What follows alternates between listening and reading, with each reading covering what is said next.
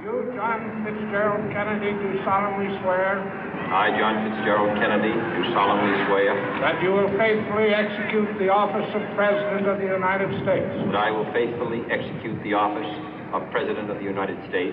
And will, to the best of your ability.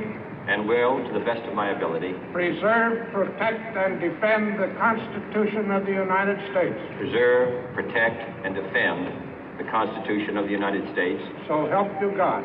So help me God.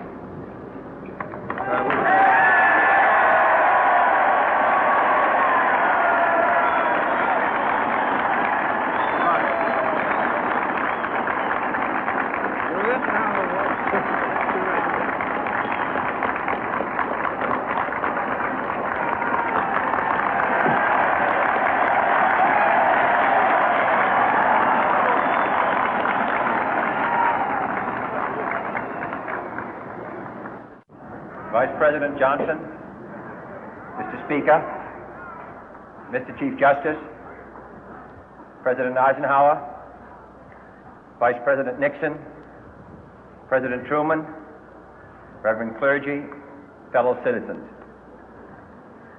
We observe today not a victory of party, but a celebration of freedom, symbolizing an end as well as a beginning, signifying renewal as well as change.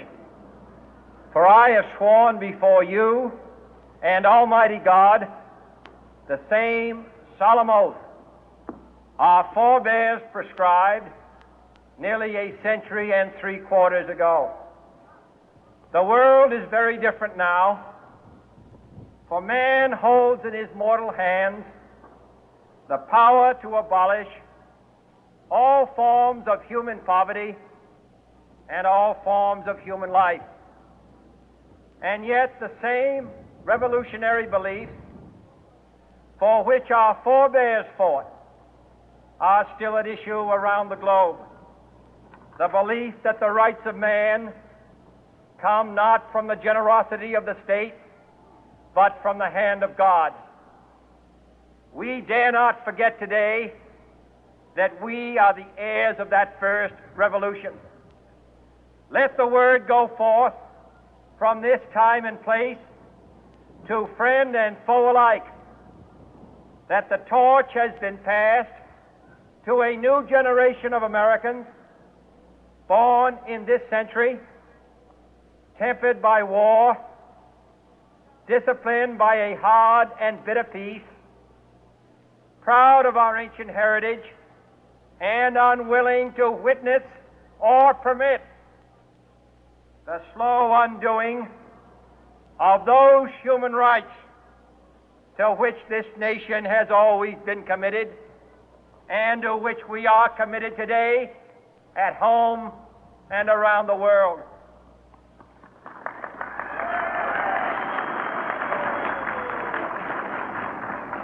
Let every nation know, whether it wishes us well or ill, that we shall pay any price, bear any burden, meet any hardship, support any friend, oppose any foe to assure the survival and the success of liberty.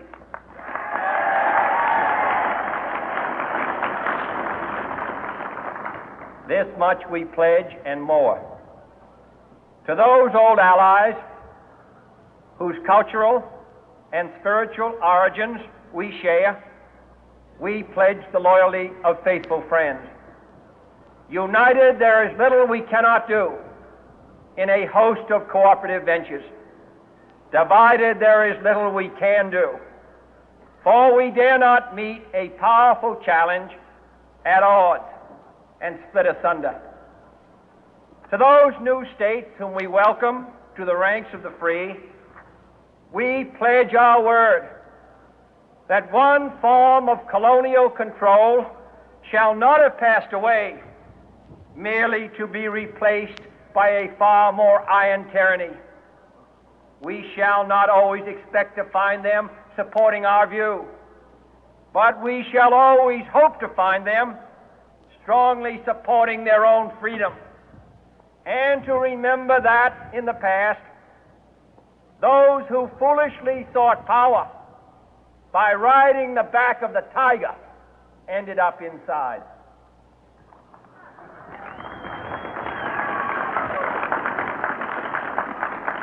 To those people in the huts and villages of half the globe struggling to break the bonds of mass misery, we pledge our best efforts to help them help themselves for whatever period is required, not because the communists may be doing it, not because we seek their votes, but because it is right. If a free society cannot help the many who are poor, it cannot save the few who are rich.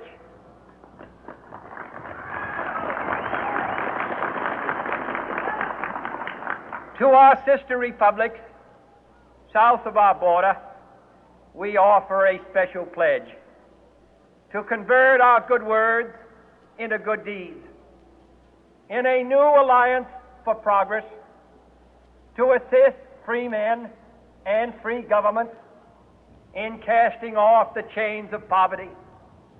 But this peaceful revolution of hope cannot become the prey of hostile powers.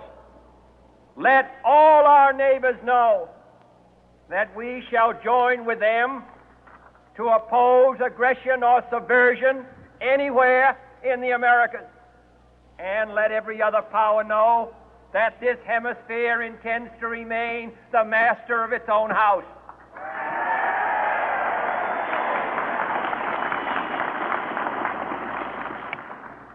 To that World Assembly of Sovereign States, the United Nations, our last best hope, in an age where the instruments of war have far outpaced the instruments of peace, we renew our pledge of support to prevent it from becoming merely a forum for invective, to strengthen its shield of the new and the weak, and to enlarge the area in which its writ may run.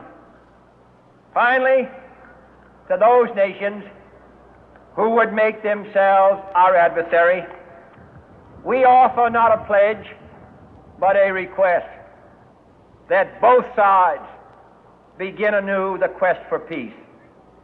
Before the dark powers of destruction, unleashed by science, engulf all humanity in planned or accidental self-destruction, we dare not tempt them with weakness, for only when our arms are sufficient beyond doubt can we be certain beyond doubt that they will never be employed. But neither can two great and powerful groups of nations take comfort from our present course, both sides overburdened by the cost of modern weapons, both rightly alarmed by the steady spread of the deadly atom, yet both racing to alter that uncertain balance of terror